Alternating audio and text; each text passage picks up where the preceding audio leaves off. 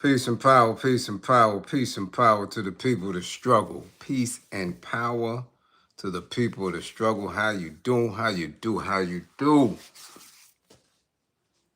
All peace and power to the people that struggle.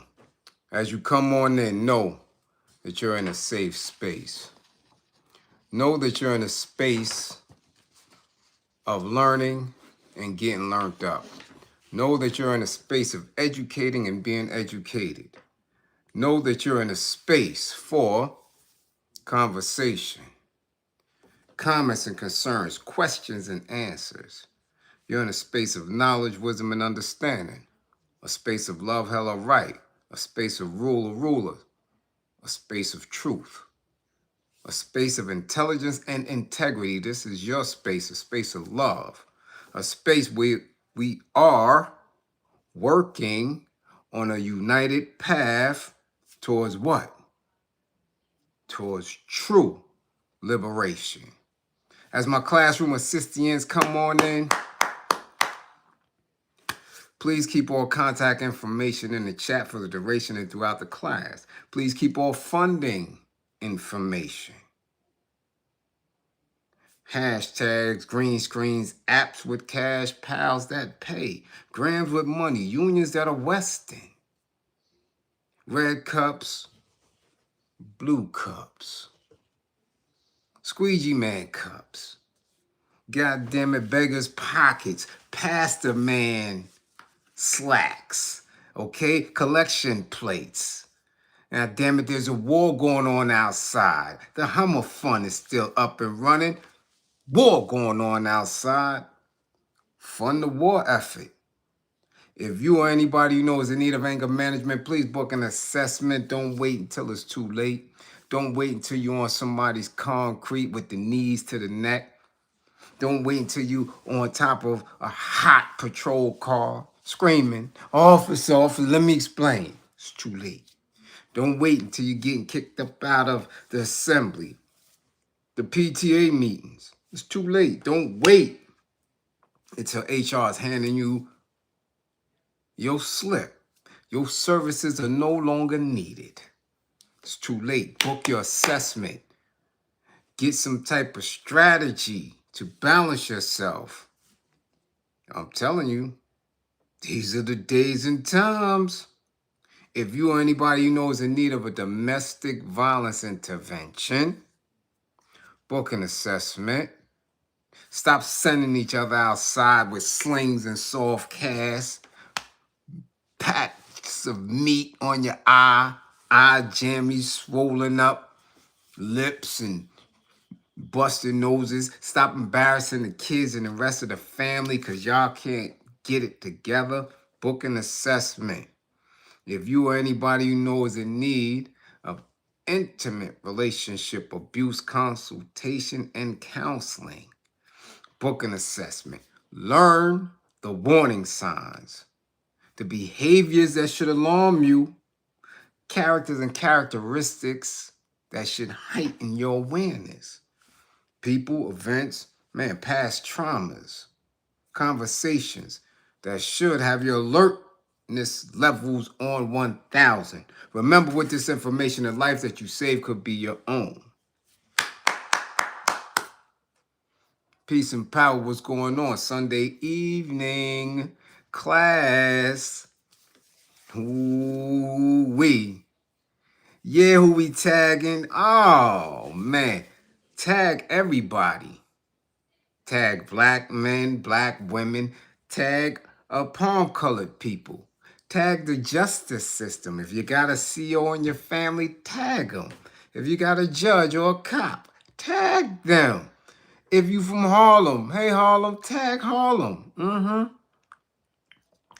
If you know somebody in Grippergate, yeah, tag them. Yeah, your music industry, tag everybody. It's Sunday, damn it. Collection plate running around. Yeah, so tag them. But tag Max B. Welcome home. Come on back. Yeah, from one plantation to the next. Y'all know when they come home, I always have to give them the spiel, right? We gave Prince the spiel. Who else we gave? We spoke to everybody when they came home, didn't we, y'all? Yeah, so come on, Max B. Yeah, so tag him. The Jets won. So get your ass back to where you're supposed to be. Yeah. Yeah. Okay. Who else we gonna tag? Tag all the funny clothes wearing people. Tag Gunner. Tag the Clips. They got their knees out shining. Look like somebody done had some Vaseline on their knees. Tag the Clips. Tag Blueface. He ain't listen. We told him to keep his ass out of the clubs and out of LA. We told his mama. Tag him. We gotta see what's going on. Grippergate is in effect. Okay? Who else we gonna tag? That's it. Tag everybody else. Tag your classmates. Tell them to put down their little tweeds. Twist up that goddamn Wild Irish Rose. That night train y'all drinking. Y'all old dudes, I don't know where you at. Put your Pabst Blue Ribbon to the side, goddamn it. It's time for class. Let's see who's here. Let's see who's here. Damn, we got 71 in the building already.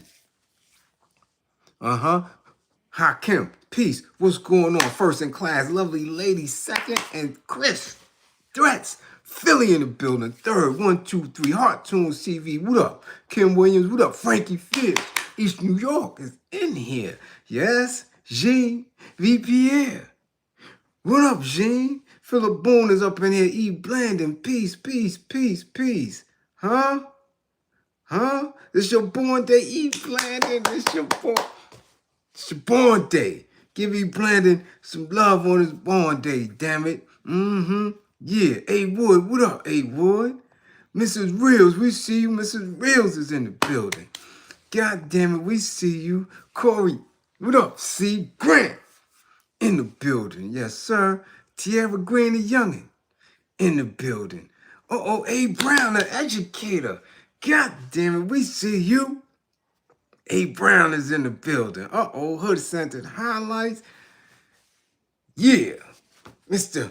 Strictly Game. LA's in the building. Y'all see me with my LA fresh on? Yeah.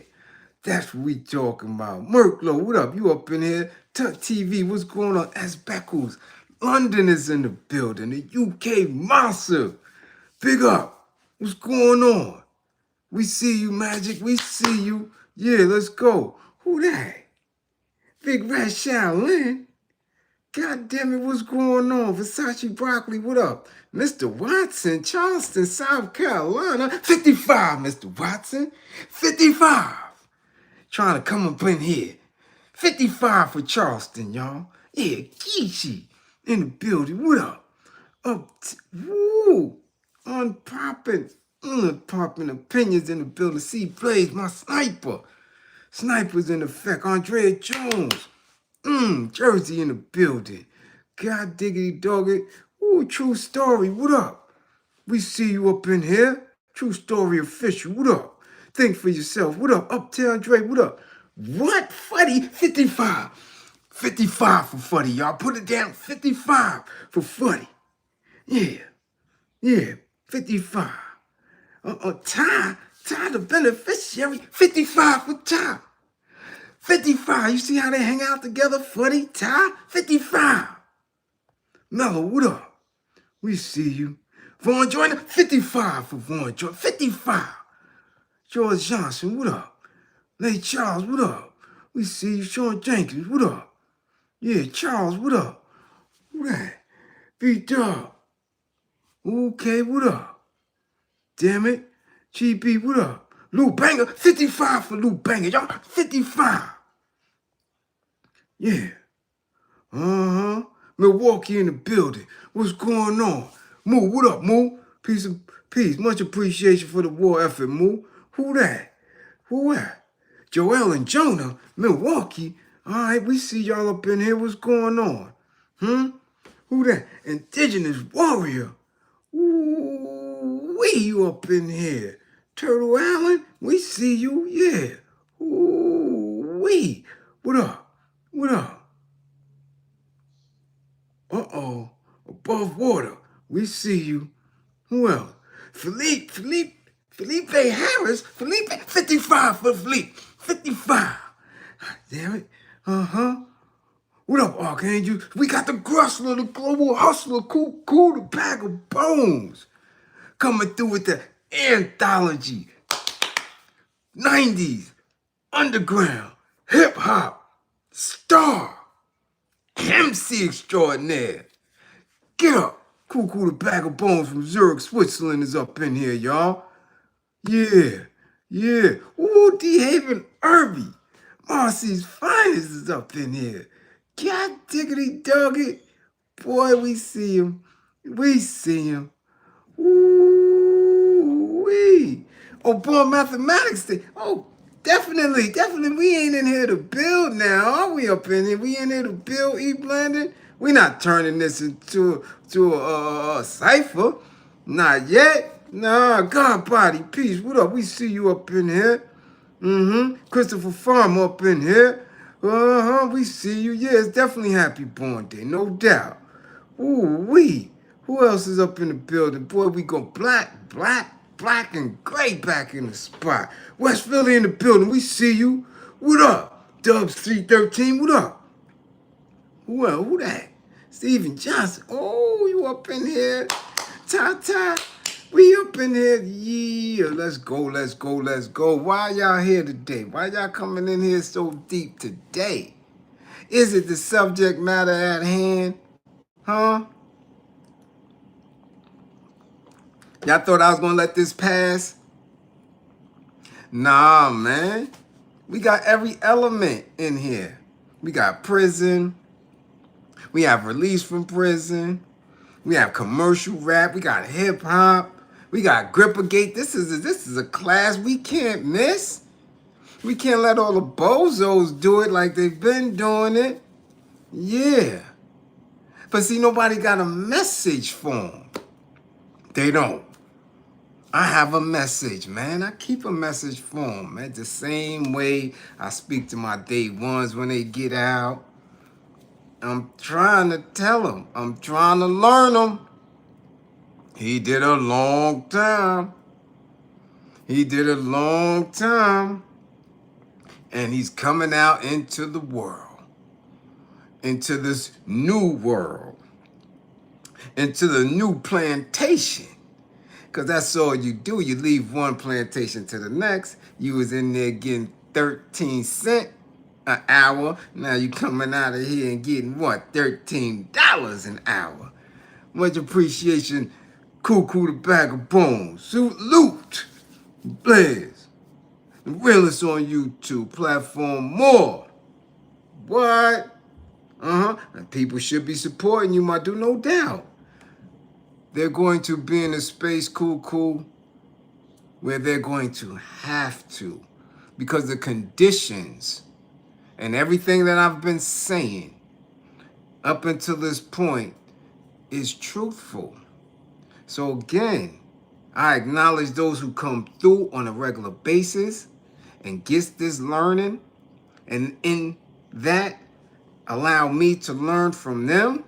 But to those who don't come through and don't support, they're going to sit there with their thumb in their ass. That's just what's going to happen. Because no matter what you do, you are a manifestation of your beliefs. So to those who sit there and be like, I'm just going to watch. I'm not going to be engaged. I'm not going to support. I'm just going to watch. That's a conditioning. You understand? So I understand why people, that's the first thing you learn about people's struggle, is that those who need it the most are the ones who are going to participate the least.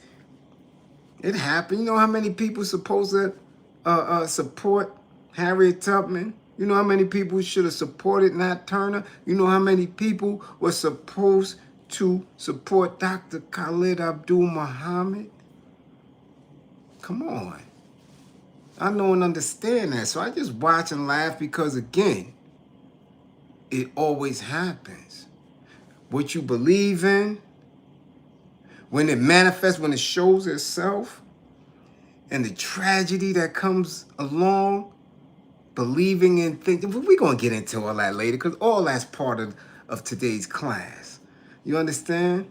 I told y'all last class. I watch people. I'm on this shit all day, every day. Right? I learned from the Matrix. They was in that all day. Learning, watching, seeing, making an attempt to be mathematically in tune with what they were seeing. So I see what people post, what they believe in. I see how shit be all good and, ooh, Jesus bless me. Ooh, the Lord gave me this. Ooh, God made it happen. And then, sure, tragedy happens within hours. And all of a sudden you collapsed. But I thought you was a believer. You understand? Shit is real. Which is why I move the way I do and allow the experience of life to give me a path towards universal truth. So we gonna get into it. Max B, y'all, he's home from jail. Yeah, y'all done seen the videos, I'm sure. I seen the initial video of him, yeah, hugging on French. And I'm like, whoa, wait a minute now. Hold on now. Slow down. And he's all, we did it. I'm back, we did it. And where did he say he was going? Somebody, where was he saying he was he saying he was going to Morocco? Where was he saying he was going? Max B was saying something in that shit. I'm trying to pan and scan and see who else is out there. Did he say he was going to Morocco? Huh? That's what he said? That's what he said, Boots? Morocco? We going to Morocco. Now, in all fairness, Max, I suggest you just settle down a little bit there. You don't want to be going nowhere with French. Unless you ready to get boo-boo on your chest. Now just slow down, because he's on his way to Dubai. That man is getting ready to get married. Okay, so slow down. I know you excited. After 18 long years, I know I'm telling you, I know the feeling when you step up out of them gates for the first time. No cuffs, no shackles, and your peoples is right there. Yeah. Man, it's a hell of a feeling. It's a hell of a feeling. No matter how loose the specific space was, Claude Nelson, much appreciation for the war effort. No matter how loose, because I was in a very loose spot when I was leaving, right? When I'm coming out of the New York State system, I was in Wallkill. Wallkill only has a fence. You know what I'm saying? There's a little fence at that. It's damn near camp. So the inside was rather loose. You had your own room and all that, little key and all that shit. Me and my whole team, we East New York, Brownsville, deep, everybody coming home. I step out, wifey right there. I'm getting in the car with wifey. We go right to the mall. You understand? You feeling great. But the expectations have to be lowered a little bit. You understand? I knew and understood what I was stepping into. A decade from the town, it's a lot. Man, you did 18, homie. You did 18. And in that 18, man, that dude you hugging on, boy, he done changed a lot. Okay? Lysander Green, much appreciation for the super chat. He done changed a hell of a lot. I mean, shit. The Puffster was singing to him bare-chested for his birthday. Happy birthday to you. And I'm saying, damn, it's just them two in there. He sure is giddy. What happened? How are we witnessing This grown-ass man singing happy birthday to another grown-ass man without shirts. And I'm trying to figure out, well, who was doing the recording? And how come we seeing it? So slow down. I know that's your man. I know he held you down and all that. But it's a lot of things that might have taken place. So for those who may not know what was going on, we know we got the notes. You know we gotta bring everybody up to speed. You understand what I'm saying? Yeah, you know we got to bring everybody up to speed. Mm-hmm. Yeah. So we're gonna start with some legal stuff. You know? Legal stuff. Okay? All right? That's what we're gonna do. Junior, much appreciation. This is what we're doing. Okay?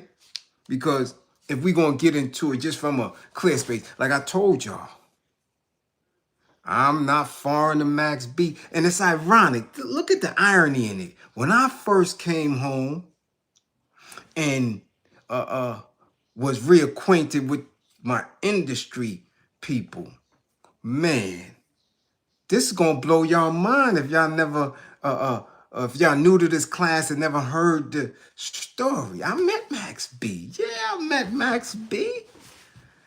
Yeah, I met him. Yeah, I met him. Seemed like a good dude. Solid dude. But check this funny shit out. Now, the reason I went upstate was for an incident where I happened to bust my hammer in Quad Recording Studios. Yep, that Quad, the same Quad Recording Studios that it was infamous for getting Biggie and the diddler, right, the puffster into beef with Tupac Shakur. Yep, that's Quad Studio. Yeah, I caught my case in there. It's all documented. You know, that's why I come right here and on social media with my government name. You can look it up. I don't hide. I'm a formerly incarcerated person. My case is public record. So is my appeal. You understand? All truth. You dig? So I bust my hammer in there. We caught a case. People told on me, sat there, testified, you know, all that little fun stuff.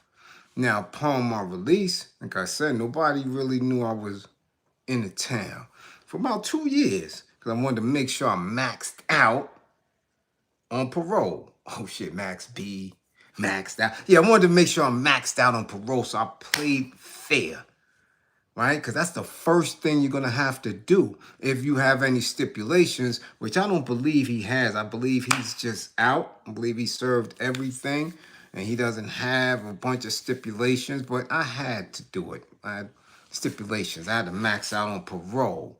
You understand what I'm saying? So in the space of me maxing out, very few knew I was home. Because when it was 8:30 and 9 o'clock curfew, my ass was in the house. 8:30, 9 o'clock. Because that's what the man say. That's what the palm colored people say, or take my ass back up in the hooscow. I'm not with that. I learned a lot in that dime that I did. I learned a lot about myself. I learned a lot about the world. So whatever lessons you learned back there, I already wrote about it in my book. I told y'all, the minute you are released, 2/3 of what you learned in the can escapes your head. 2/3. You don't retain shit. You don't retain the days you were crying, the days somebody wanted to poke you out, the days you wanted to poke somebody out. You understand? You lose 2/3 of that as soon as you touch what you deem is freedom. Your brain freezes. You understand? So I'm instruct Max. Don't forget them days that you was crying. Don't forget the individuals who have transitioned while you was in there. Don't forget them days when you wanted to hug moms and stuff like that. Okay? Don't forget the little stinking, nasty ass derelict dudes that you was around that wouldn't shower. You know, remember all that. Okay? Don't get selective amnesia now that you're in the town. I mean, to each his own, but your ass will run into something real fast because you're going right back into the same institution. If your support system hasn't created distance from it, and so far from what I've been seeing, you right smack in the middle of Gripper Gate. Sir, be careful, okay? The industry is not the same. Just listen. We see you already came out fresh dip, and we know that. Louis from head to toe. And you even said it. And you had, what did you say, the Louis fanny pack? And you came home to the shines. You came home to your man. Your man is up now. Outside of the industry. He getting ready to get doodle on his chest for real. He's engaged. To royalty. You know, and we broke down royalty the other day in class, right? He over the man, one of the wealthiest people, in Dubai. So be careful. And then we see you going to the Jets game. God damn it. Good move. Like that. Come home, get some enjoyment. And from right there, you run right into meth.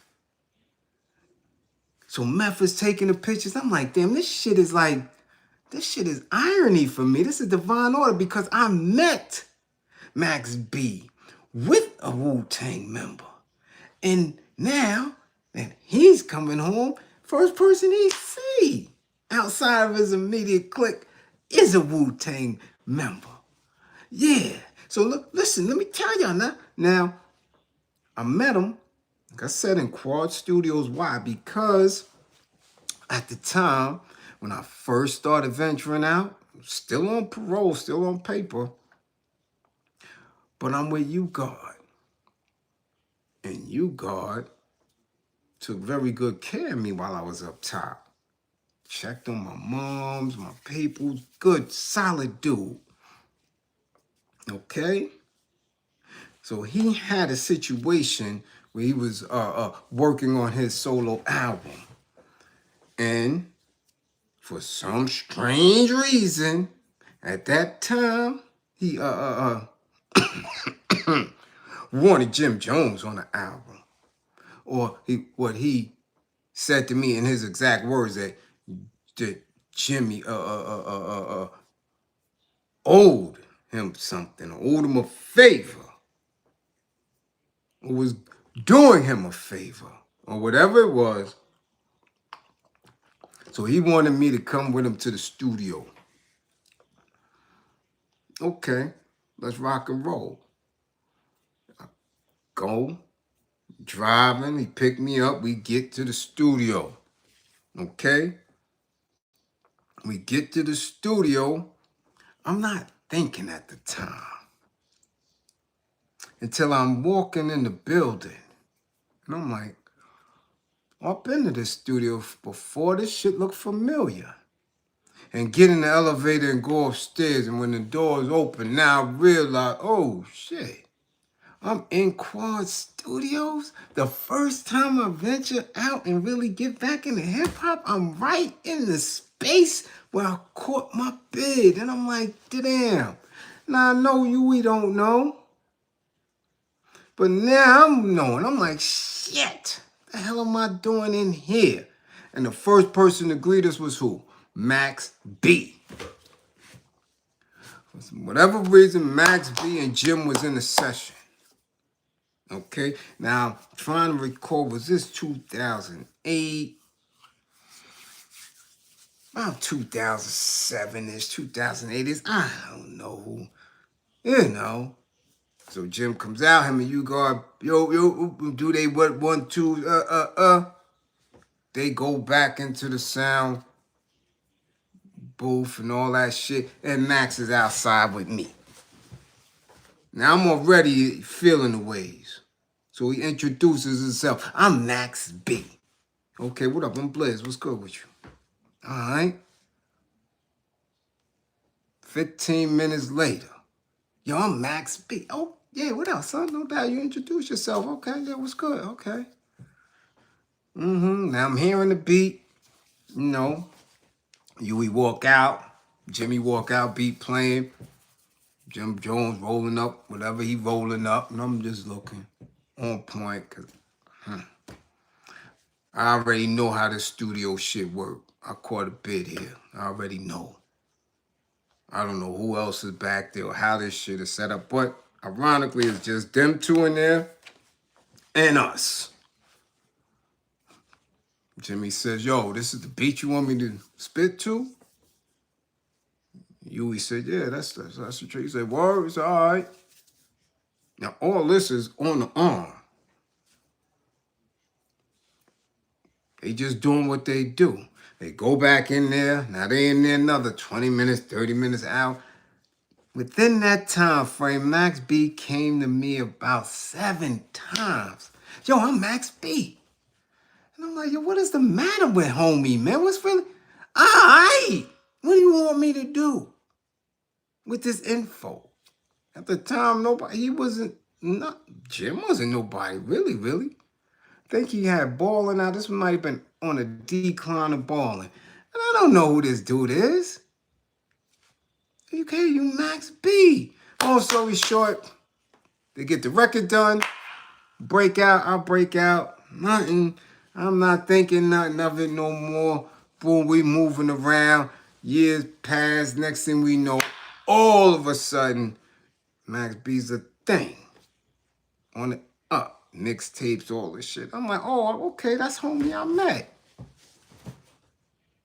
That's homie I met. So when he catches this case, I'm like, damn, this ain't him.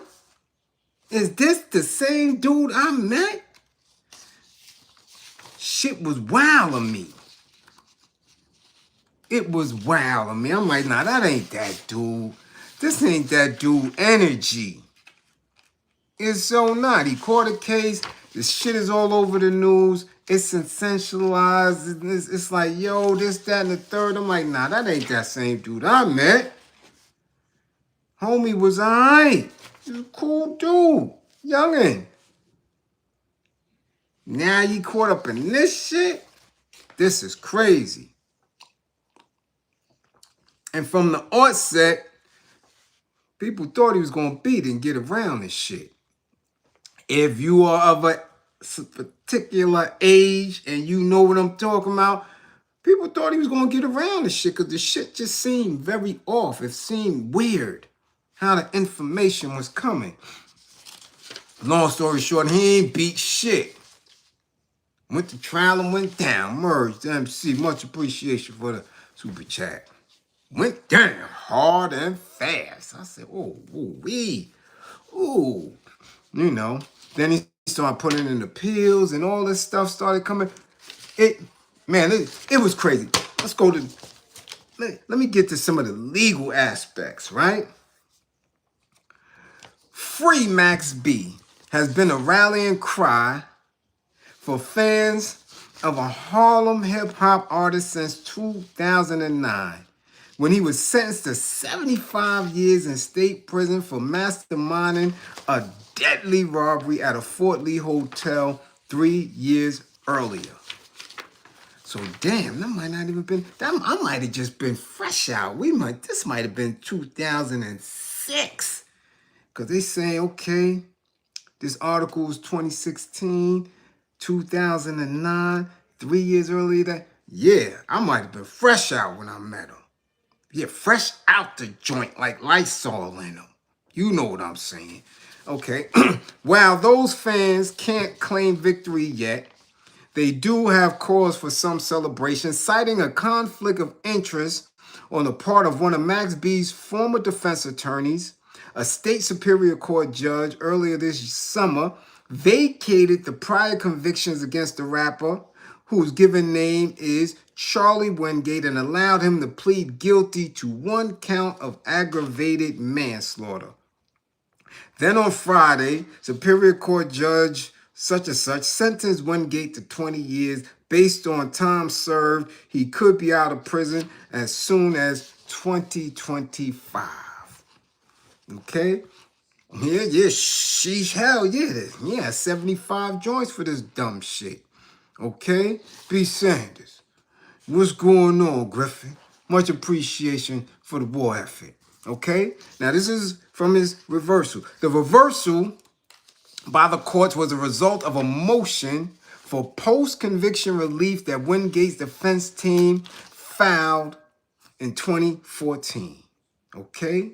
They argued that Wingate's previous attorney, Gerald M. Saludi, had a conflict of interest when he advised Wingate prior to his trial to reject a 10-year plea deal and take his case in front of a jury. So now he got gassed up. First of all, the initial case, I believe, I don't know, but I believe he was lined up.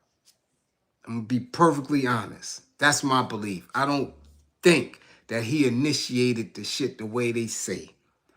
So if he was lined up by that group of people or this individuals and then testified on, and then the attorney was telling them don't take the plea, man, that shit is weird all the way around the board. He could have 10-year plea.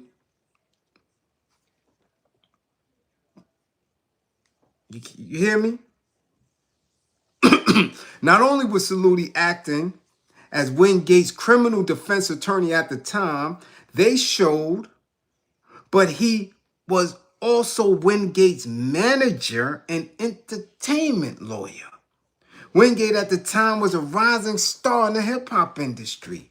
So that means this is your lawyer, your manager, okay, and your entertainment lawyer. You see how shit seemed fishy to me? It's just me. But I learned, and we learned from watching Grippergate over the past few years, that some of these individuals be lined up all the way through the door. They see you, they see your energy, they see your talent, and already the fix is in.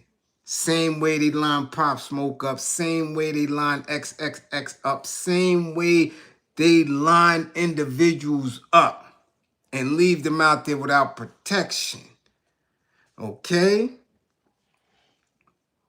Mr. Saludi, by his own acknowledgement, believed that he had Mr. Wingate, believed that had Mr. Wingate accepted the plea offer that was extended to him, that basically he would have made nothing off of Mr. Wingate. You see that? So if he didn't go to trial and took the 10-year plea, this lawyer wouldn't have got shit. And he's assuming that his music wouldn't have sold nothing. I'm not going to get no bread off him. But if I go to trial and we lose, man, I'm going cake out. Okay? While Wingate served his time in prison, okay, said this other person, a member of Wingate's new legal team. You know I don't give nobody no props. Okay, I ain't here to be promoting nobody that ain't giving me shit. It's hard enough for me to get a little nickel or dime out of people who love me. Man. But his new legal team put a lot of shit in play to get him this appeal. All right? He didn't tell on anybody to get an appeal. Okay? So we're going to get rid of that. This man went to trial, stood tall, while others testified on him. His appeal did not come as a result of him talking or telling on anybody. This is his appeal because his lawyer was inept. Okay, Louise Lugo, much appreciation for the war effort. Listen, the new legal team also pointed to Saluti's extensive disciplinary history to lend credence to the argument that Wingate received subpar counsel leading up to his 2009 trial. Okay? Dre, what up? Salam, what up, priest? You understand? So, in our terms in New York State, he had ineffective assistance of counsel. Ineffective assistance of counsel. Meaning you had a dummy. Like, who just had that happen recently? Was it one of Trump lawyers? It was somebody lawyer that was just or what is it, Diddy? Who went to trial with David Kenner, a death row lawyer, entertainment lawyer ass, and he went to trial. He took somebody went to trial with his bozo ass. He don't know nothing about law. You understand? So this is what happened. Ineffective assistance of counsel. Let's continue. Saludi is a former legal associate of Paul Berggren, a once prominent defense lawyer and former federal prosecutor who was sentenced to 6 life sentences in 2013 for murder, racketeering, and other charges. So because he think he with the man, or if that was his legal associate, you know the thing. Who said that? Salute. Yes, right. Praz went to trial with him. Yeah, that's right, Geechee. And you see where Praz at, right? However, he still ain't sentenced, which is weird for me. 2 years from a conviction. Now, all of a sudden, they talking about his illness and all that. He's still out and about from a federal conviction. Okay? Snoop had David Kerner too? Damn. Okay, so now, the state's disciplinary review board, which reviews ethics complaints against attorneys, admonished Saludi for misconduct in 2007 and again in 2012 in connection to cases stretching back to 2003. So this was a bozo lawyer that Max had representing him in criminal law and in entertainment law. So, for me, if I was him, I wouldn't be trusting nobody in the industry at all. At all. You understand? Okay? Saludi was then suspended from practicing law in 2014 and again in 2016 after the board ruled that he had committed numerous violations of the state's code of professional conduct. His offenses range from conduct involving dishonesty, fraud, deceit, or misrepresentation to lack of diligence. He remains suspended. So old Max ain't have a shot. He didn't have a shot with legal representation. And the way the media portrayed the case, he didn't have a shot with public opinion. Because a lot of people was talking real reckless back then about the case. Oh, yeah, he did it. Oh, yeah, he's stupid. Oh, yeah, this, that, and the third. Because of how he was perceived, okay, coming through the ranks. There was a lot of negative energy and hate around this man. Okay? Now, witnesses testified during the trial that Taylor, one of the victims, and his friend Alan Plowden were seen in Harlem a few days before the robbery, driving expensive cars and showing off cash. Wingate's ex-girlfriend, Max B's ex-girlfriend, Gina Conway, told Wingate about the men. And Wingate hatched a plan to send Conway and his stepbrother, Kevin Leardam, to a Holiday Inn in Fort Lee where the men were staying, according to witness accounts. This is where it's sketchy for me. It said this man, Max B, the chick whispered in his ear. Okay, listen now. Gina Conway whispered in his ear, yo, eat that apple. I'm eating, yo, it's apple good, eat the apple. Y'all see where I'm going, right? Y'all playing. Y'all playing. You see where I'm going, right? His ex-girlfriend whispered in his ear, yo, they got that apple. Go get that apple. Yo, yo, they got, yo, this apple good. Okay? Wingate was not in Fort Lee when the crime occurred. So now she whispered in his ear. They claim he plotted this, but he ain't nowhere in the spot. There we go. In the early hours of September 22nd, 2006, Conway and Leerdam barged into Plowden's room and demanded money, witnesses said during the trial. Plowden then told them Taylor had the money in another room. So the pair made him call Taylor. Yo, call your man. Tell him to come over. Soon after Taylor arrived, he was clapped. Okay? Clapped him. Conway and Leader then fled with less than $1,000 in cash, a laptop, and a few other belongings. This is what they saying. Now, this man ain't nowhere near nothing. You understand? Okay. Soon after, right? Boom, boom, boom, boom, boom, boom, boom, boom, right? Few other, where we at? A laptop and a few other belongings. They were arrested a few days later and charged, okay? And charged with unaliving, armed robbery, and kidnapping. Wingate was charged as an accomplice. You dig what I'm saying? Okay. Leerdam was later sentenced to life plus 35 years, while Conway, who pled guilty for her role and testified against Wingate and Leerdam, received a 15-year sentence. So we ain't talking about nothing of her not being a rat.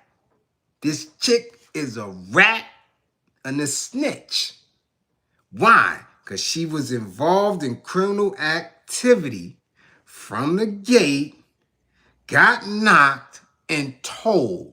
That's a snitch. That's a rat. And you telling to benefit yourself. Now, I'm trying to figure out what's in Max's head because he like, yo, hold on.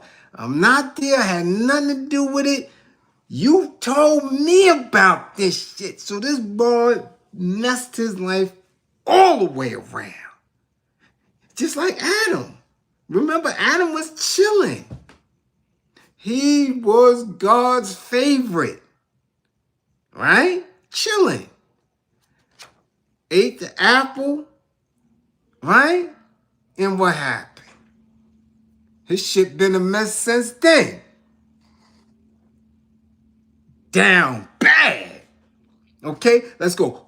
Wingate and Leerdam appealed their convictions, alleging trial errors and prosecutorial missteps. The Superior Court Appellate Division panel, however, upheld their convictions and sentences in a detailed 2012 opinion. I mean, they got this shit shot down. He was dead. He was done off.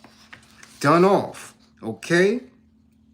Well, let's be real specific here. I want you to understand that. Okay? I want you to understand that that's what look. Plowden's business partner, right, was Taylor, was called into a room and was clapped and unalived when the gun defendant pointed at him was fired in a struggle. So they saying this dude this other dude, Max ain't nowhere near this. This dude was handling his business, right? After grabbing the money bag and other valuables from the room. Conway and the defendant, right? Homegirl and the defendant left in the same taxi which had been waiting at the defendant's request. They call a cab. Yo, listen, stay here. On some real Miami blues shit. Stay here. Fort Lee police received a general alarm related to the robbery at approximately 4:40 a.m.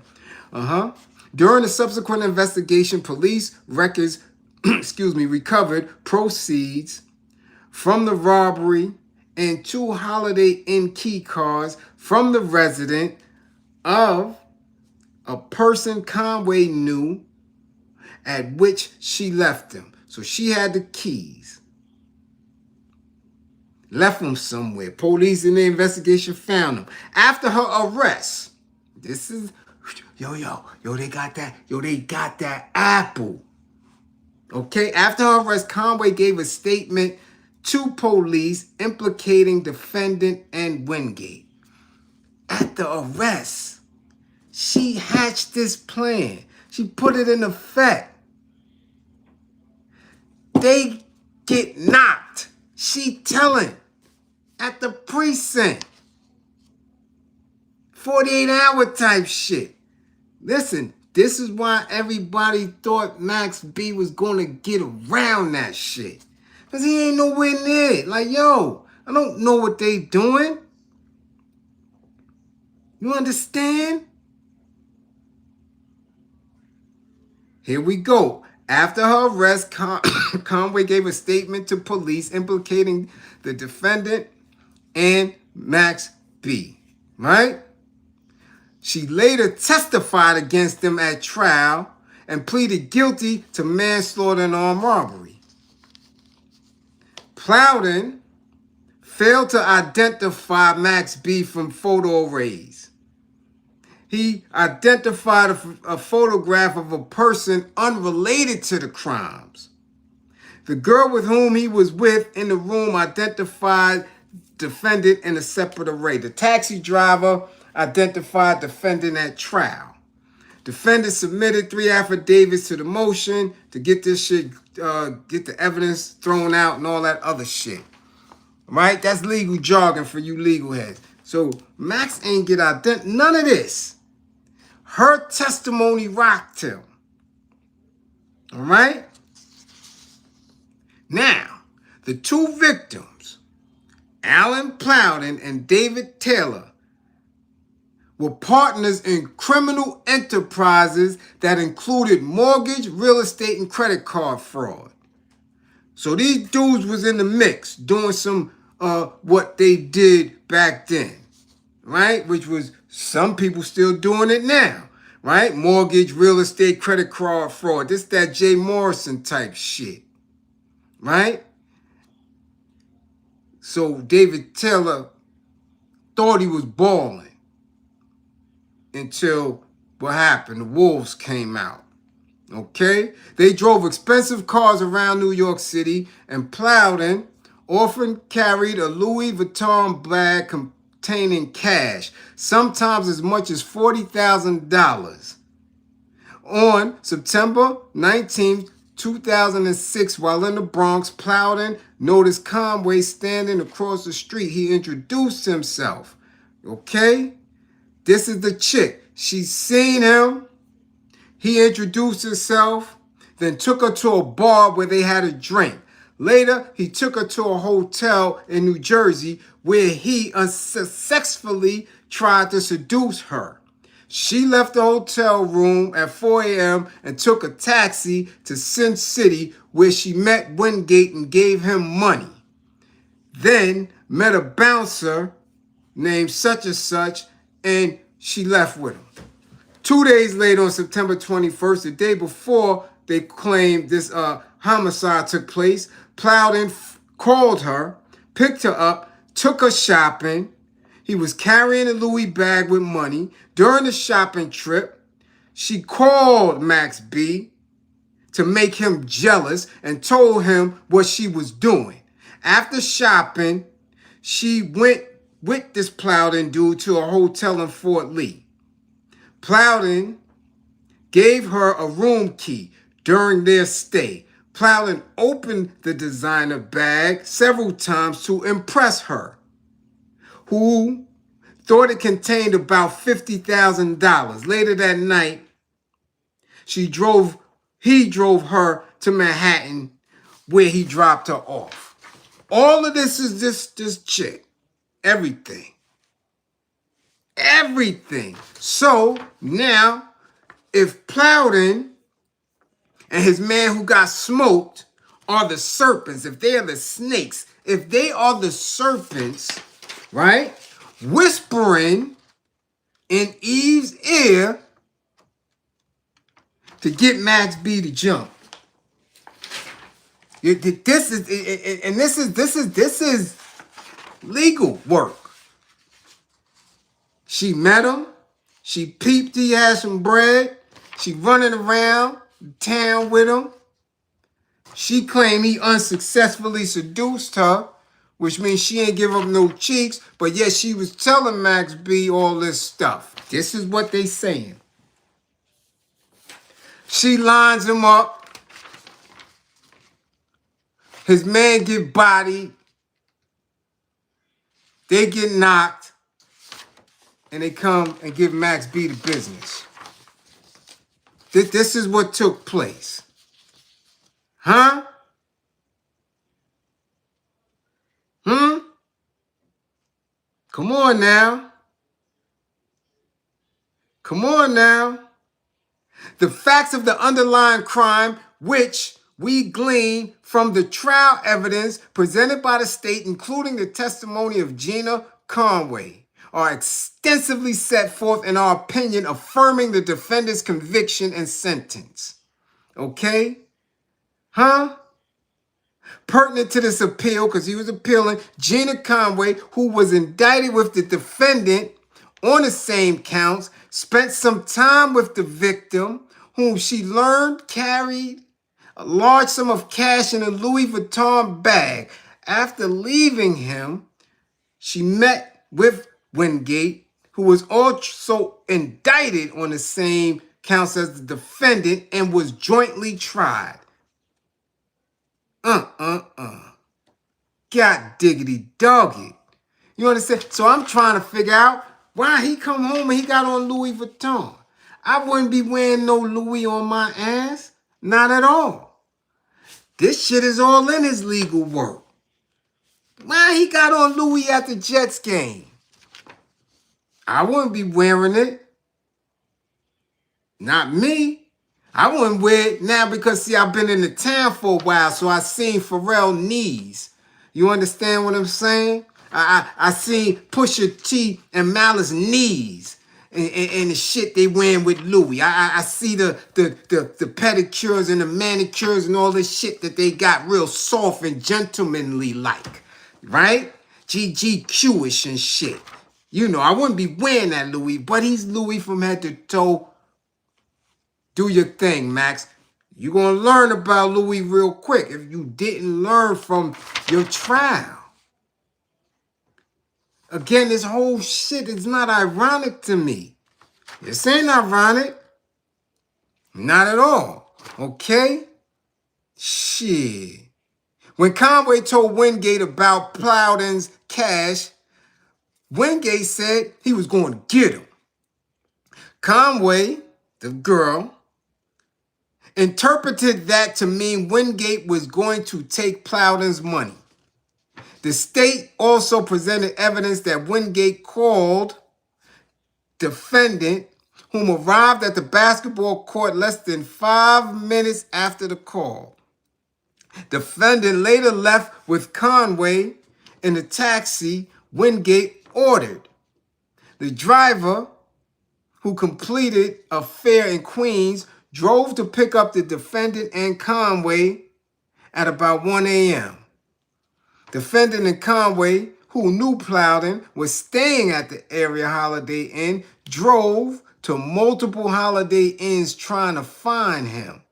Telephone records established that calls were made from the defendant's phone to the Holiday Inn reservation line. Conway arrived at the Holiday Inn where Plowden was staying around 4 a.m. Listen, man. All this, Max B ain't nowhere near none of this shit. Nowhere near none of it. You understand? Bliz, what up? Do you understand? Huh? Come on now. He nowhere near none of this shit. On her testimony alone, this man did 18 years. 18 years. Now that's deep. That's deep. Now me, I did a dime. And I did everything. Well, I didn't do everything they said I did. I damn sure tried to knock their head off with my little nice and pretty 380 Larkin that I had nice and tucked and stashed under my belt. Yeah, I tried to knock their goddamn block off in Quad Recording Studios. And that's an actual fact. Because they didn't know me and didn't know I was from East New York and didn't know I was an original hammer clapper and tried to pull a stunt. So whatever time I was getting it. Went to trial, all that. That's what I got a hold of. I don't throw my hammer, nothing. Smoking. Knocked right there. This man did 18 years. Because somebody whispered in his ear. I wouldn't let nobody whisper in my ear no more, never. We already know, if you in the dean, that Shaitan is the greatest of all whisperers. And you do know it is haram for you to whisper. Don't whisper in a true Muslim's ear. They might slap the shit out of you. You don't do it. You understand? So he coming home and things have changed. The same individuals that's wearing Louis Vuitton right now and advertising and all that for them, they wasn't even doing it. Yo, listen, Max B been in jail all this time. Malice from the Clips, retired from hip hop, retired from recorded music in 2010. Now he wearing Louis V with his knees out, his shin showing, with shoes on and white socks. This is what you coming home to, Max B. This man had retired from music and just getting back in it. On this Cynthia Erivo chick who looks like something out of a damn alien movie, wasn't even heard of. She did her first TV appearance in 2015. Her first movie in 2018. You coming home to people who look like aliens. This is a grown-ass woman from London. You gotta know what you coming home to, man. Look at your man. The nigga Blueface, we just warned him a couple of classes ago. He is home in a club with no shirt. Man nipples out. LA, I know y'all don't give it up like that. Who goes to a club with no shirt on, man? Around other Grippergate smuts. He's looking to get smutted out. Don't come home to this industry, Max. Find a support system. If they're going to supply you with specific resources to get on your feet and in support, but son, you coming home to a very different industry. And dudes is not going to tell you nothing. It's real. And shit you've been reading and hearing on the phone and talking, you're stepping into it now. You're stepping into it now. They're not going to tell you shit. You see what you did with Meth. You see what Meth said. You see what you said. Yo, I need a job. Yo, give me a job and all that. See what Meth said, right? You got your mans in them is right there. Because it's different. Ain't nobody trying to say, yo, you on your own. Okay? You on your own. So now I'm looking and I'm watching and I'm trying to figure out what is his expectations. Okay? What is his expectations? Matter of fact, what are people expecting of him? Because if you've been in the town, you know how the industry move right now. We know the industry don't have no bread. None.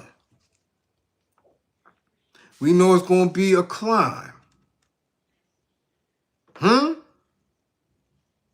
We know that. We know you have a very, very loyal fan base. Excuse me, but again, I'm warning you. Fall back. Fall back. It's wacky out here. Okay? It is wacky out here. I'm telling you. You looking, you seeing things that we about to get into, who you know, people want to say are great item, luxury things, right? Comfort. And I'm telling you right now, in this bill here, because I'm gonna get into it, I'm gonna get in deep. I'm gonna get in deep because people's minds are still not getting it. And I don't see how people been rocking 2, 3, 4, 8 years with me and not getting it. Not getting it. There has to be a time where you shift your belief system or you are going to fail. It is what it is. It is what it is. We follow the matrix, but it ain't that simple as red pill, blue pill, what you gonna do. It's not that simple. It just ain't that simple. You understand? You could watch that movie 1,000 times because I've been giving y'all the pill for the longest. And people still think, all right, okay then. So believe it. So I'm trying to figure out, what do they have for him? You've been supporting him. Y'all been yelling his name. What do y'all have for him? Are y'all going to truly support him? Because again, I've been knocking on people's doors now for years to help me, help them get a clear path to liberation. And we don't get a nickel, a dime, nothing, which is fine. I'm just telling you what it is and how they may shout and you're home, but you coming home to a very, very real economic situation. And your SNAP is fucked up. You understand what I'm saying? Okay? He's just looking for false hope. So, if they don't have nothing for you, it's cool. Don't let nobody lie in front to you. Oh, you hear me, Max? Don't let nobody lie in front. And don't let nobody line you up. Because they'll push you right to the Israelis. And you be trying to figure out something. You like, damn, I thought I left this shit in jail. Dudes is trying to get my grippers out here? Yeah. They'll line you right on up. Because they're believing that this is what you want, that you understand the language of getting large amounts of resource and opportunities. Be careful. Be careful. Diddy only at Fort Dix. The Gripper gang is still in effect. All right? You see what you're coming home to, right? You see Ray J bare-chested. And I keep telling y'all there's certain signs. When you seeing dudes' knees, that's a sign that they letting people know in that space that I'm with it. When you see people knees, right? The clips, both of them. Both of them. Malice and Pusha T. You seeing they knees more than anything. They can't go to VA dressed like that. They in France with their knees out, with the French. With the aristocracy or aristocracy. Gentlemen. Gentlemen. Okay? You coming home to dirty ass Ray J with his nipples and chest out. Bare chested. Blueface, bare chested. This is what you coming home to, Max. Funny style looking shit, Gunna, and all these weirdos dressing weird. Be careful. Don't allow people to put their issues on you and you coming to save the day. Son, you'll run right up into something. Okay, you're going to run right up into a nice little stressful situation. I say I'm not going to go back and forth. I'm not going to keep trying to tell y'all. Tag him, whether he listen and his people's listen or not. Again, I don't know if Prince heard my message. I don't know if others have heard my message. But when you come home, you need somebody solid to tell you something. All right? You went to your little Jets game. Okay. You getting your little footage. Okay. Fall back, sir. You got Mace, got pictures sitting on something that looked like a phallus. When that shit damn sure not supposed to be in play right now. You getting, dudes is questioning how Cam's sitting. It gets real weird in the industry. It gets real weird on social media. So just chill. Pump your brakes, man. Eat a few good meals. Be around family and get some people who are not expecting things from you in your camp. Because if they can't give you anything, or if they can't position you somewhere and you've been gone 18 years, are they waiting for you? Nah, sir. That ain't it. That's not it. Okay? So, like you introduced yourself to me in the studio, I'm introducing myself. My name is Bliz. Anger management specialist, domestic violence coach, life coach. If you need anything, something to lean on, but you will have to book an assessment. Ain't shit free. All right? But this video here, okay? Chill out. Welcome home. Watch your grippers. Okay? Now, like I said, he coming home to a real weird place. But a lot of us around here is moving weird and wacky anyway because we refuse to let go of certain belief systems, right? So now, I had to mention GQ because we see the clips on representing them hard body. We see Pharrell on the cover doing hard body. And these are Louis V people, so because Max is wearing Louis V, and it's ironic that he got caught up in 18 years of his life, was taken from him because of a Louis V bag. I have to get into what comforts are, what luxury is, what capitalism and oppression is. But it all begins in your mind. If you're thinking a certain way, you're going to manifest those thoughts.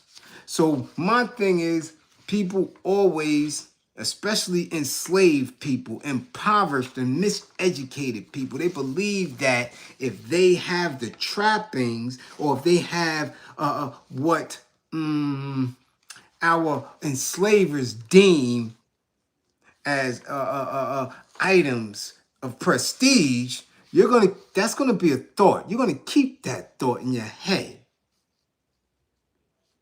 And that thought is your belief system. And you'll excuse anything white folk do, anything that they're attached to, because you want that. And you only want it because psychologically you believe it puts you in a better space than the rest of us. You understand? And it's just not true. But see, wolves, stick-up kids, thugs, whatever you want to call it, robber barons, robbers, we understand that. We understand that. That just by taking something of prestige from somebody will cripple them. You will tear your enemy up. I seen it. I seen it in ghetto stars, right? Ballers coming up in the 80s. We done backed these dudes down, took all their jewels, their car, smashed it and all that shit. And these dudes some of them never came back from it. We didn't take them. We didn't take the stash or the way, you know, that little, what you call it? It's not substance. What do they call that? Not paraphernalia. Controlled substances. We never took that from them. They could get back on their feet and do but the hurt in their heart from it, like, oh, they took my watch, or they took that bullshit, left them with their life. And sometimes that's worse.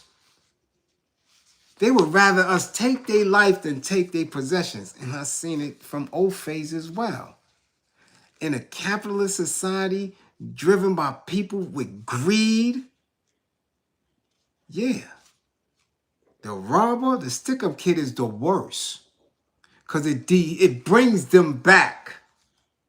It devalues them. It brings them back to a space with everybody else. It humanizes them. Because these toys, these trinkets, allow them to be, in their mind, subpar, superior to the rest of us.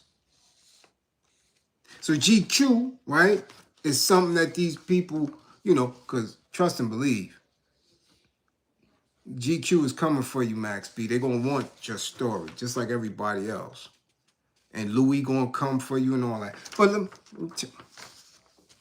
me tell you what GQ is about. I'm telling you, watch your grippers. Crucially, GQ is also the home of the new masculinity.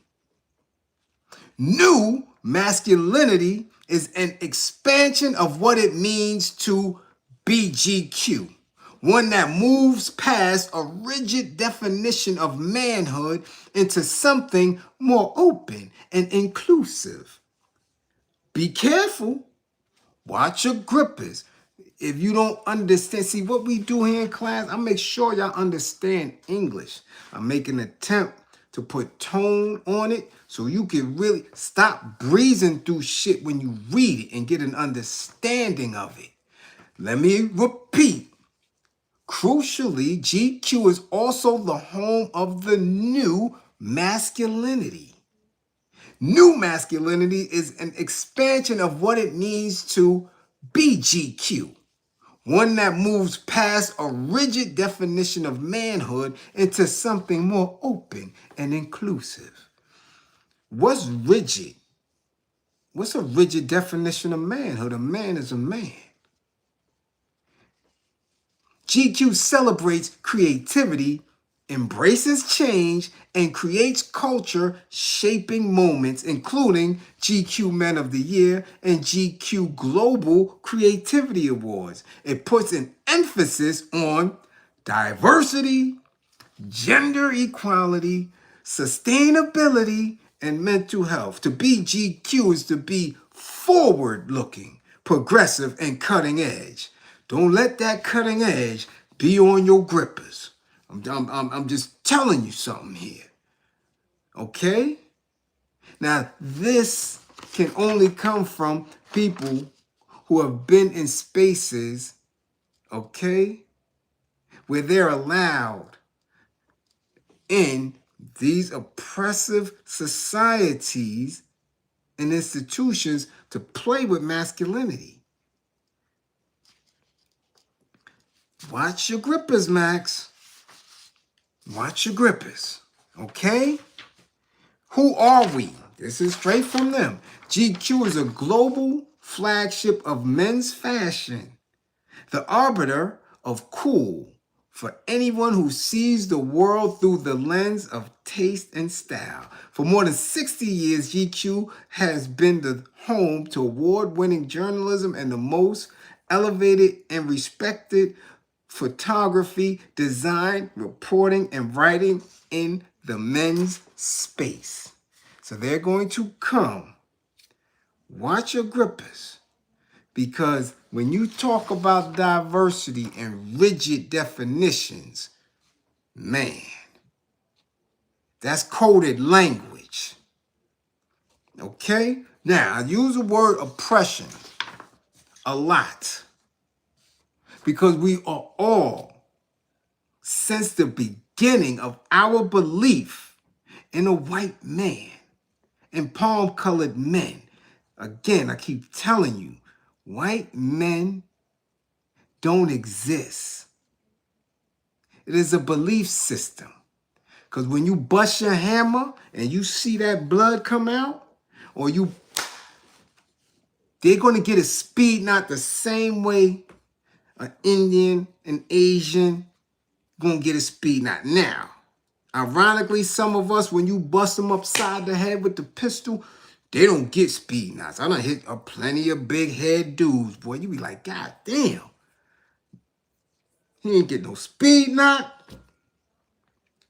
Ain't no blood trickle out. Damn, damn. Yeah. Some melanated men, black men. Man, I remember I hit this dude with the pistol like 6 damn times, trying to force. He just looking at me like I was crazy.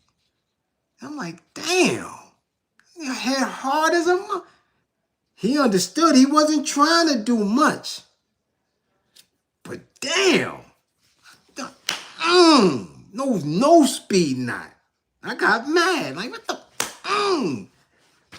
That don't happen with white folk. You put that pistol upside their head, something coming out. Something is coming out. I'm telling you right now. A knot, blood, something. It's gonna run. Trust me. Trust me, it's gonna run. So it's a belief in the white man that has us all twisted out. And I know, because I've taken rap dudes with me before they were signed or while they were signed on little missions, and they ran. Soon as they found out that our victims were going to be white, they ran. They pussy. I'm not going to call them out. They know who they are. Bitch made. Don't run with me, because this is how I get bread. That's it. Now, you could think I'm playing, but that's how I was eating back then. Palm-colored people, au fait, yeah. Super predator. Call it what you will. But my people gonna eat. My team gonna eat. We gonna take care of grandma rent, mama rent. We gonna eat without being destructive in our own community. Damn that. We robbing. Nah. They got it, then we gonna get it. Because we lived in oppression. So oppression, let's get to the definition. A situation in which people are governed in an unfair and cruel way and prevented from having opportunities and freedom. I always tell you that. When your potential to be greater is stymied, then your humanity, begins to crumble. You are less than human. You understand? Because you don't have the potential to grow. You don't. So when you lack the potential to grow physically, when you're not inclusive in what's going on in the governed society, you can't grow mentally. It's impossible. So then, thus creates the criminal. Now, you cannot excuse the fact that those who are oppressing you are criminal because their crimes are against humanity, which is why they have the war crimes and they have all this other shit that these old fays are ducking from or evading or causing. But people used to try to judge me, and still, when I say these things, look at it kind of weird because you're not in the same space. If it's good enough for them, the fuck do you think I learned it from? Where do you think I learned it from? What do you think Hitler did? What do you think Trump do? What do you think Putin do? Netanyahu, what do you think? These is robberies. That's all it is. But they're robberies on a high level because they're taking your humanity. And through rape, scrapes, and all that weirdness that's going on, you give them some awe. You give them some lane of respect that I don't have for them. I don't. So I'm not tied to their institutions, to their beliefs, to their systems.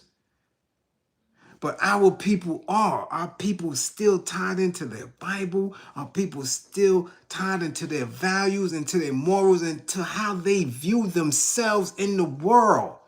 I can't help you with that. If you're scared to come up out of that, or you have a lack of understanding in my teachings, that's who it is. That's what it is. You have time to catch up. Okay? But this is what oppression is. Oppression, a situation in which people are governed in an unfair and cruel way and prevented from having opportunities and freedom. You're not going to stop me. No one is going to stop me from living out my potential to be greater. I'm connected to the sun, moon, and stars. I'm God. Do you understand? I have an understanding of science and math and who I am. Nobody that I deem devil, a 10%, or whatever you want to term them as is going to stop that. Now, if you are in a space where you are fearful of them, then that's cool.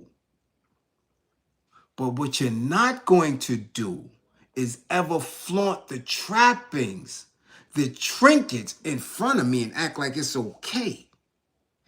That's not it. That's not it. Not happening. Okay? Now, in oppression, under that definition, every human being has a right to freedom from oppression. War, famine, and oppression have forced people in the region to flee from their homes. This is how the sentence structure is. The oppression of women. These are the sentences that every human being. So if I'm human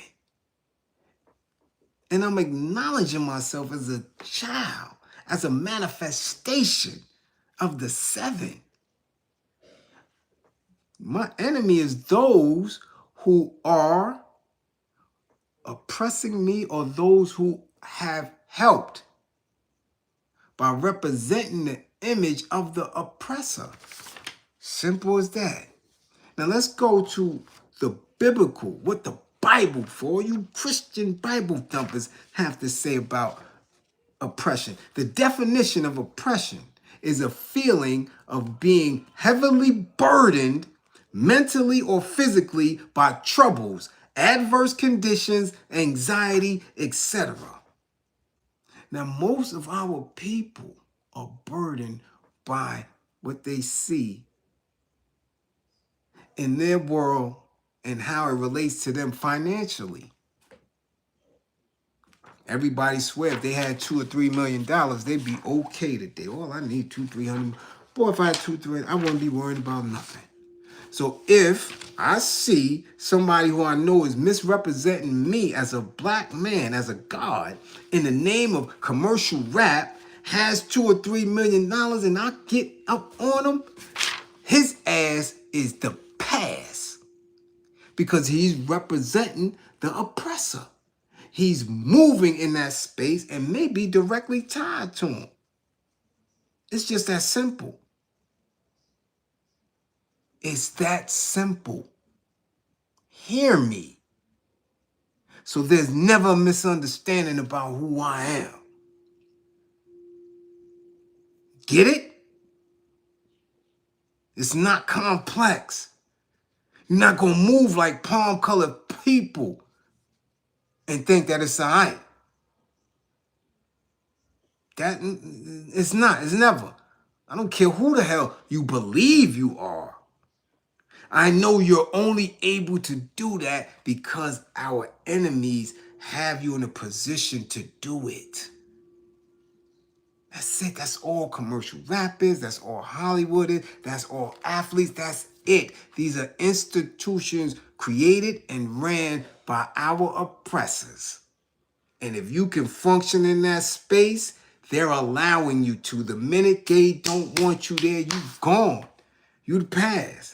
Got Craig Hodges up out of there. A championship playing guard out of there. Simple as that. When they don't want you, you gone. Then how do you manifest yourself to the world? Understand me.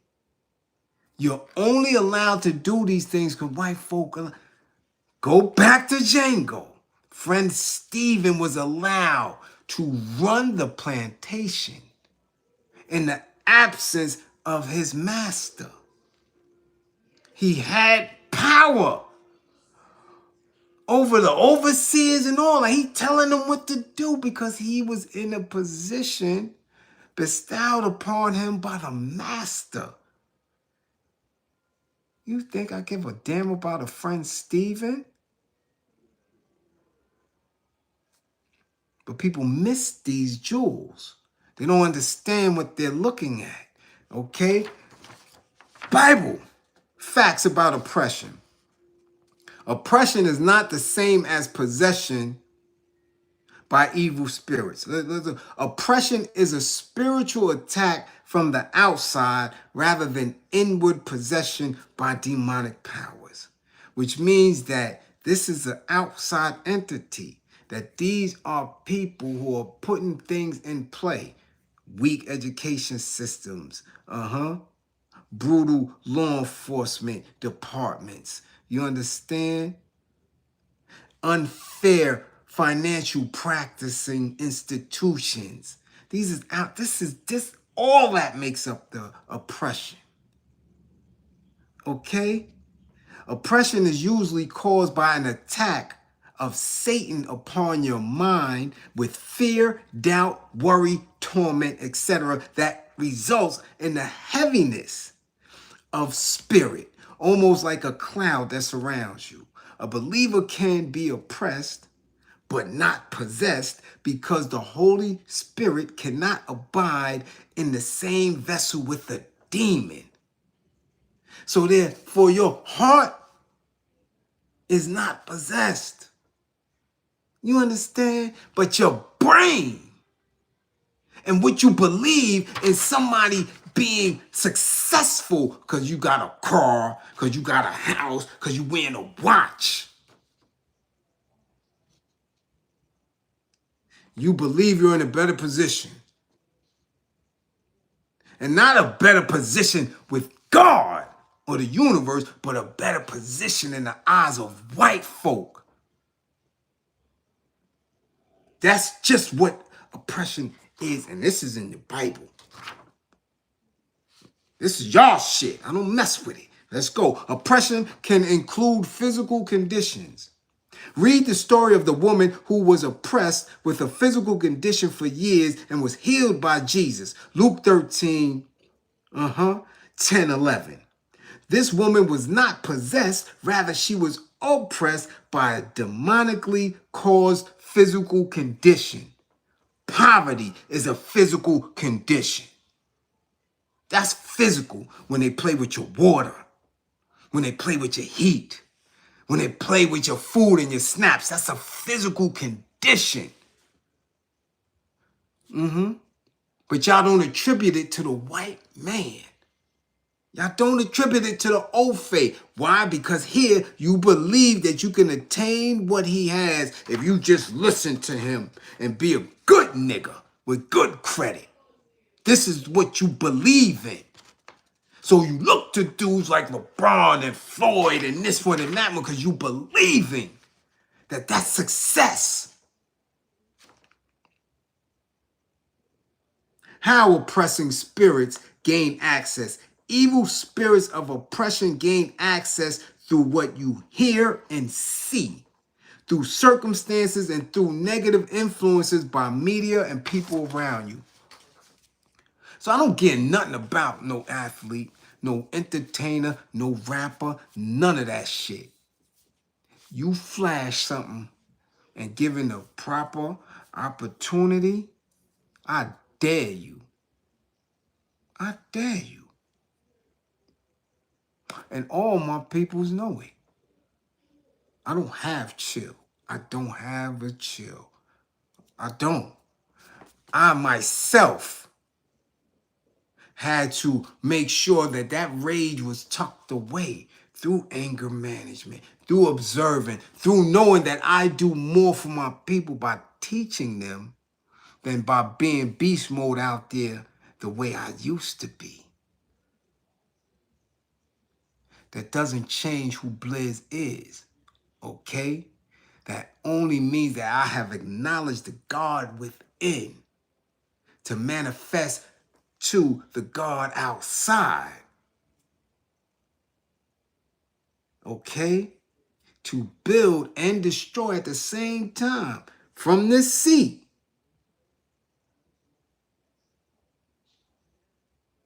But don't tempt me. Understand that shit. Don't poke the bear. Understand that. This is what class is.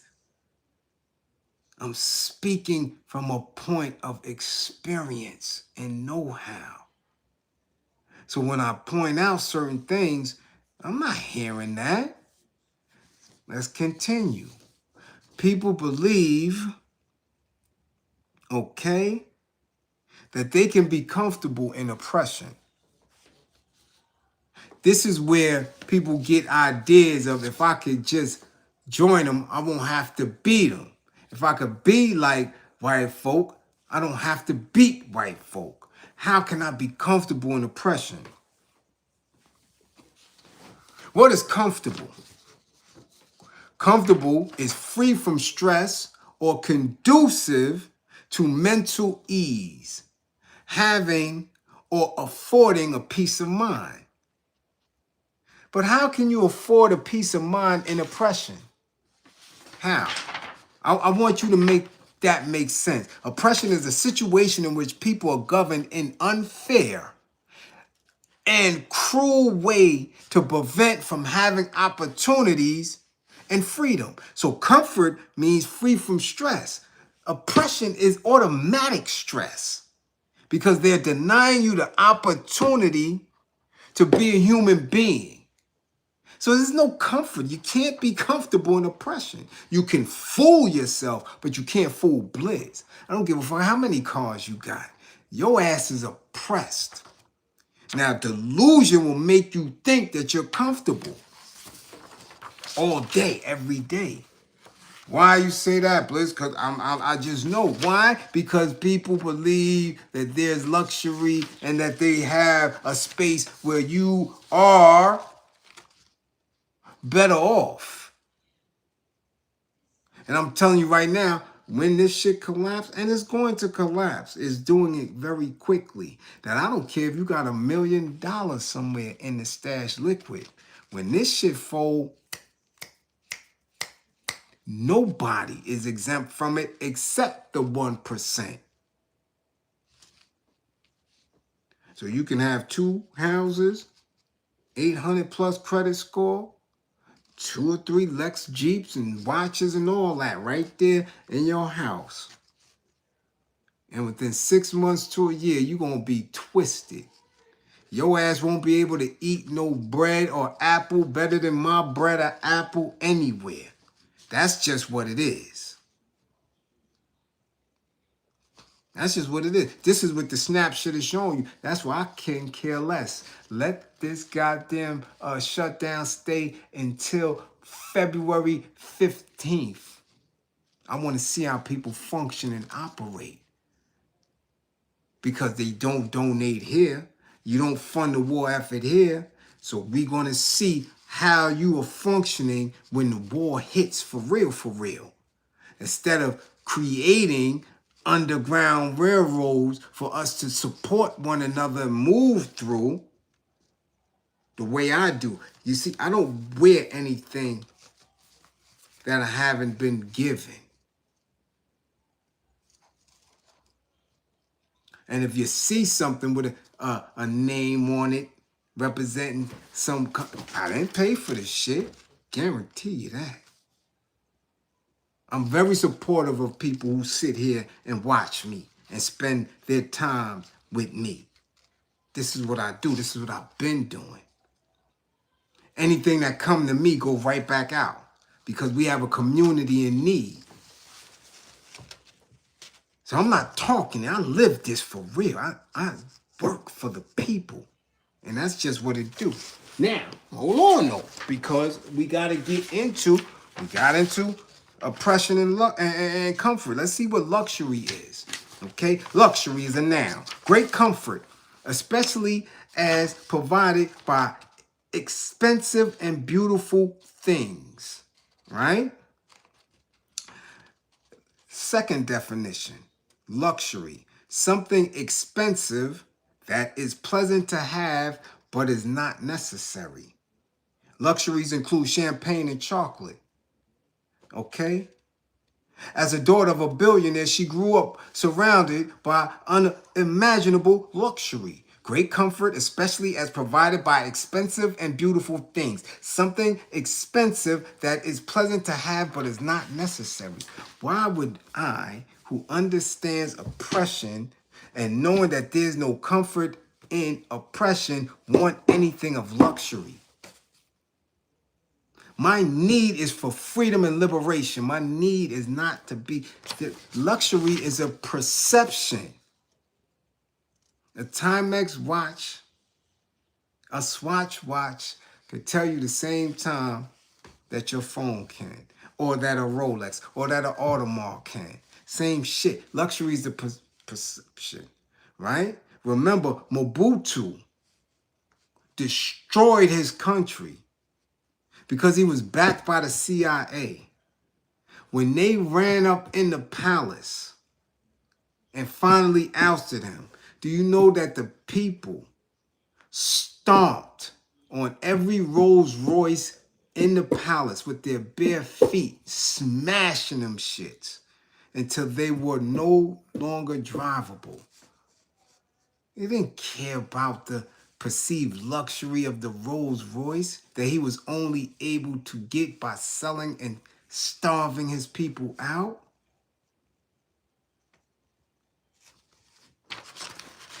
Let's continue. Something that gives you a lot of pleasure but cannot be done often. Right? A day off work is such a luxury. Something that gives you a lot of pleasure. This is what it is. This is what it is. Okay? Now, because these are things that people strive for, even though they're broke here. Even though they're broke here, their psyche says, if I have things of comfort, of luxury, I'm in a better position. That's why the pastor robs you. Because the pastor believes that he is doing God's work by taking from you, taking your possessions and giving you an idea that you're going to live luxuriously through him because he's telling God who you are. So you work hard to give to the pastor. You work hard in the eyes of master to give to the pastor. You the best worker for the palm-colored people as a melanated person, so you can get a raise, so you can keep your job, so you can go to church and give master, the pastor, $12,000 and shit like that. But in the same token, you want to be comfortable enough to do it, so you shit on your family who don't involve themselves in the church or politics or whatever the hell other institution your oppressors put in play. So, because you're in the lap of luxury, right? In the past, the word luxury meant the highest quality products, the highest status, and great in-store experiences. That definition is still true, and there are many consumers for whom that will always be the only definition of luxury. Okay? Again, let's break it down. A material object is luxury. A material object, service, etc., conducive to sumptuous living, usually a delicacy, elegance, or refinement of living rather than a necessity. So you don't need a luxurious item. You don't need the Rolls Royce, but you want it. So if you can't get the Rolls Royce, you want the Lex Coupe with the goddamn bucket leather seats. Not a necessity, a want. Okay? Cufflinks were luxury, not allowed for this man's budget. Right? Cufflinks. Okay? Let's get to the next definition. Free or habitual indulgence in or enjoyment of comforts and pleasures in addition to those necessary for a reasonable standard of well-being. Right? A means of ministering to such indulgence or enjoyment. Luxury. A pleasure out of the ordinary allowed to oneself, right? A foolish or worthless form of self-indulgence. This is what it is. But I want to get to the space where you understanding why you believe the way you believe. The why you look at somebody like a dummy Mayweather or Steve Harvey or A. Smith or these individuals who keep talking that shit that I want. I make master some money and then get me a little bit because I don't want to be like the niggas. Because regardless of your education, regardless of your intelligence, if you can't show and prove by having white folk status, then you ain't shit. That's dehumanizing. So what is the great equalizer in that? Well, shit, if you don't have that, if somebody takes that, then what does that say about you? Usually it means that they can't function because they're only functioning at a high capacity because they have these items. But if I reduce you to shit, how do you move without them items? See, I move and function well without any of those items. I'm a super mind. I can make people feel good and worthy about themselves in the most dire conditions. I can get them to stop sniffing dope. I can get them to stop drinking. I can get them to stop selling ass without those trappings. Because I'm God Cipher Divine. I don't need that shit. You understand? I don't need luxury to do that. I don't need a microphone to do it. Nothing. All I need is attention and time. And people to believe in themselves. I don't even need them to believe in me. I need them to believe in themselves. Now, if you fucking play games with me and come around with some luxury items, I can show you exactly who you are by taking it from you. It's just that simple. I can make that little Tinkerbell bitch creep out your ass with my pistol in a heartbeat. Because you ain't shit without those items, though you strive for them. Now, where did the idea of luxuries begin? Come on, we having class today, Sunday. Luxury has been around for thousands of years and is often a symbol of power and a certain social class. The first manifestations of luxury appeared in ancient Egypt, so it's not foreign to who we are.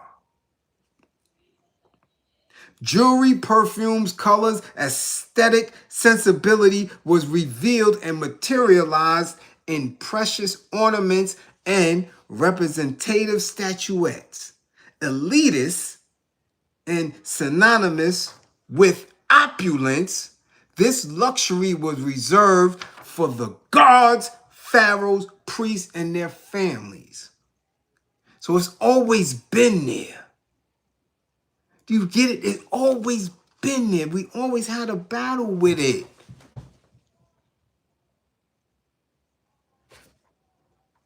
So it is not even inclusive in its originality to the palm-colored people. You get what I'm saying? So I will fight the thugs, the gunslingers, the robber barons. I'll fight with it. Has been there from the beginning. So this isn't something that I'm just pulling. This is something that was already in me through science and math. All right? Through science and mathematics. The Renaissance saw the advent of precious fabrics, lace, silk, and goldsmiths. But the real development of the history of luxury goes back to Louis XIV and his Minister of Finance, Jean-Baptiste Colbert, at the end of the 17th century. Louis XIV. Here we go again with Louis Vuitton. Here we go again with luxury. Here we go again with the thought of oppressing somebody because you got on a fabric, a jewelry, a smell good, or some other weirdness. Dehumanizing. Dehumanizing other people based on what you think is going to separate you, not moving towards God, not moving towards science and math, not dealing with universal truth, but because you got on this that another man has deemed luxury. Let's continue. In 1662, the manufacturer des Gobelins was founded. Founded in 1665 by the manufacturer Royal des Glacis, which later became the Compagnie de Saint-Gobain, or Gobain, bringing together the best designers, craftsmen, and workers. These institutions developed a unique and highly coveted French know-how that was constantly being exported. Mirrors, tapestries, porcelain, and expertise, and a signature talent that truly gave birth to French luxury, and gradually elegance became tradition. So it is a belief, it is a thought that you can look at something the way Eve looked at the apple, the way the serpent was able to whisper in Eve's ear of this fruit. And her belief in the serpent, rather than her belief, if she ever had any, in Adam and in God. I hate to get that deep, but this is just what it is. You take the belief outside of yourself and put it in a space of what you deem comfort and luxury from the oppression. And you want me to have mercy on you? No, I'll blow your goddamn head off for that watch. It's just that simple. You want to use that as a measuring stick of who I am as a human being, as a God? That is what will have you turn your nose up at your brother? Let me show you how the great equalizer move. It's just that simple. When we're dealing with oppression, when we're dealing with enslavement, when we're dealing with resources, when we're dealing with what somebody says is making you a better person. You crazy? Not what you do for other people, not what you educate or allow yourself to be educated on, not walking in fairness and integrity.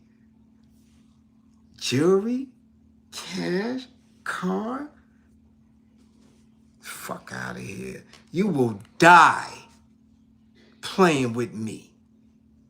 Always been like that. Always. Since my very first stick up. Since I first made a palm-colored bleed. You don't play with me. It's just that simple. That's science. That's mathematics. In order to get out of oppression, it ain't going to be talked away. It ain't going to be prayed away. You're going to have to fight. That's it. So if you don't understand that, this ain't the class. This ain't the class for you. It's not.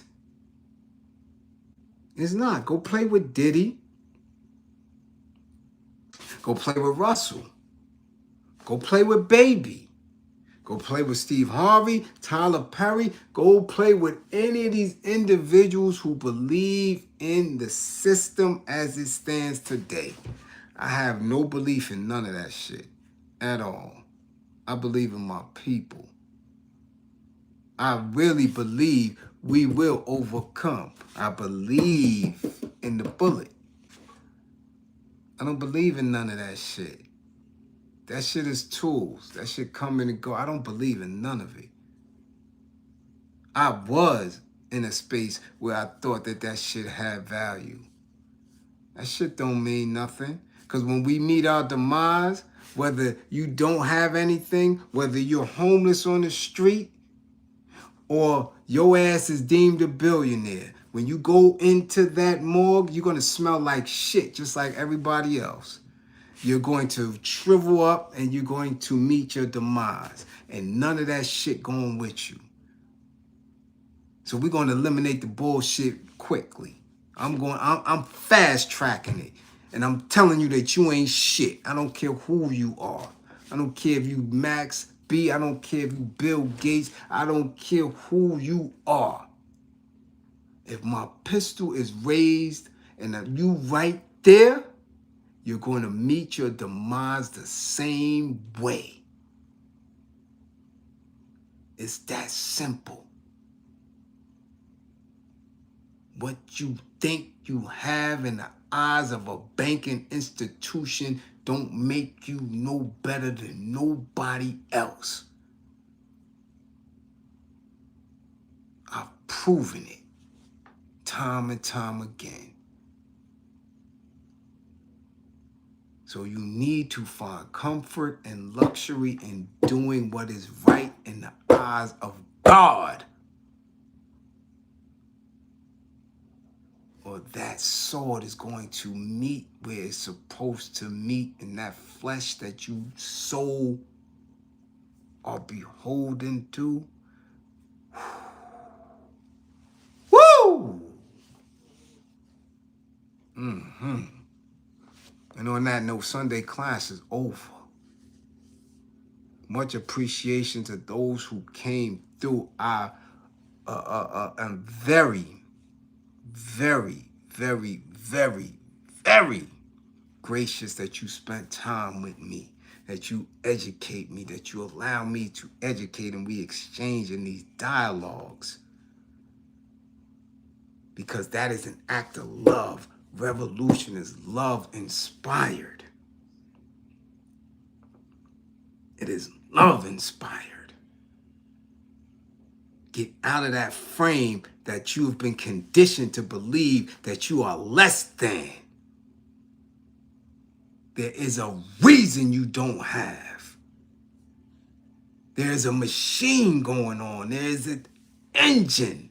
There is an institution that can wipe away everything that you have, that you think that you have. Know that you are worth more than what white folk got on paper. You gotta believe in that. If you don't, you will stress out and you will perish. So I appreciate all who have come through. My classroom assistants for consistently holding me down. All those who funded the war effort. It has to be acknowledged that there's an appreciation, because it is a war. We need things. We have to move. We have to utilize space and time effectively. If we don't, I'm telling you, man, yo, the I shoulda, the coulda, the woulda, that's not going to help. It's not. Get in the habit of being supportive of each other. Get in the habit of picking your own leaders. You have to do it. If not, you're going to perish. They have nothing for you. They are coming to suck you dry. And they don't care. You could cry, you could beg, you could plead. These people don't care nothing about that. Your ass is out of here. It's just that simple. Build your own militancy. Build your own ways of communicating, of traveling, of nurturing each other. I'm telling you, get away from them scary ass people. That's what this is about. This is what I'm built on a regular basis. These people are trying to keep you trapped with them. Get away from them scary ass people. I'm not scared of this shit. Never have been. At all.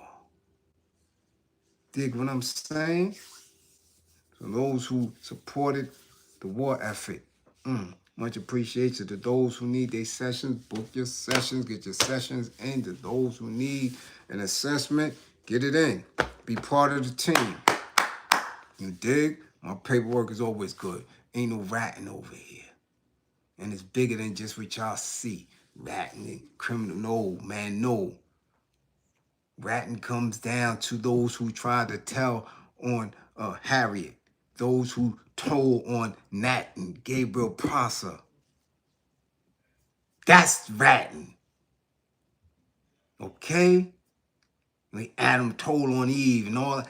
Listen, man. It's bigger than that. So make sure your paperwork is good. Okay? And when y'all out there, make sure your eyes is open. Come back to class with all 10 fingers, 10 toes. Don't believe in me. Believe in my belief in you. Guard your mind. That's what they coming for. Guard your mind. Get your body right. They're from a space of love. You understand? And you're going to love yourself enough and with power to not allow anybody to have any power or authority over you. They don't. They don't have power or authority over you. Be smart, be a stealth militant, and play no games. That's where we at with it. You dig? All y'all that's up in here, if you got anything, man, put it in the damn chat. Put it in the comments, whatever you trying to barter with, whatever services you have, whatever. I don't care what it is, merch, books, whatever. Put it in the chat. Put it in the community. Build each other and get away from that fake shit. These cornball clowns coming on YouTube with dumb shit. They ain't nothing but eggplant eaters with no information. That's it. Just can't see us in this class. This is where we at. We building guards, militants, that other shit. And Max, you home, Max B. Be better, be greater. Watch who you around. All right, dig? 55 gang. Get y'all grades up.